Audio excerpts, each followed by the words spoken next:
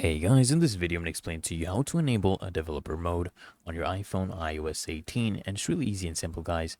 So first things first, what you want to do is you want to connect to a Mac or PC with Xcode, okay?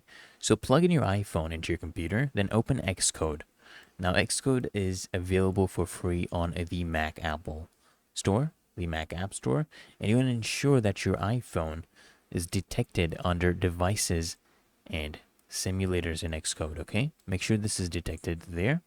And then what you want to do, guys, is you want to enable developer mode. So on your iPhone, go to settings and then navigate to privacy and security.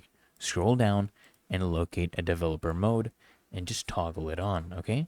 Tap on it to toggle on the developer mode. And then what you're going to do, guys, is you want to confirm activation. So a prompt will appear asking you to confirm enabling developer mode. Just tap restart to reboot your iPhone. And after the reboot, guys, you'll be prompted again to enable developer mode. What you want to do, guys, is tap enable to finalize it, guys.